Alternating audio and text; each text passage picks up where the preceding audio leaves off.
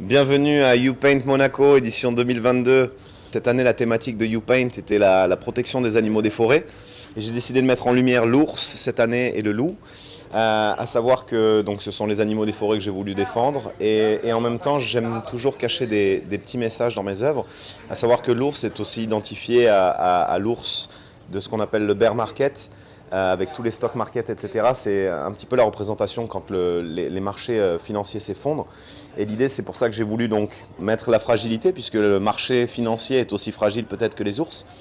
J'ai ensuite inséré différents logos, qui sont les logos que j'utilise d'habitude sur mes caisses de transport. Donc ça représente donc le principe des pluies acides. S'il y a des pluies acides, c'est qu'il y a beaucoup de production de gaz à effet de serre, etc. Donc la production, l'industrie, etc. à outrance.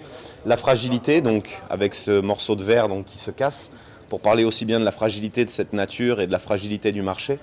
Et ensuite, ces flèches-là, donc vers le haut, ça pourrait représenter donc ou la hausse des marchés boursiers, puisque tout le monde parie toujours entre guillemets sur la hausse d'un marché à un lendemain prolifique et juteux pour les financiers.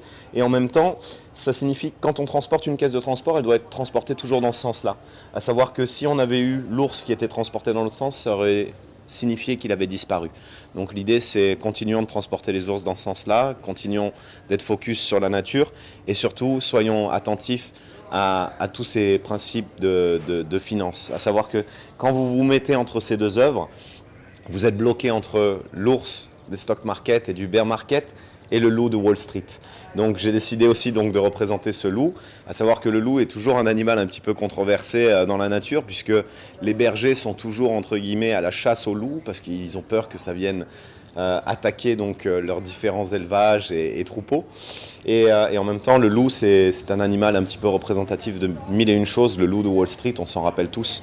Donc l'idée, c'était de représenter cette symbolique-là, d'être bloqué entre ours et loup, et de penser surtout à la protection de la planète.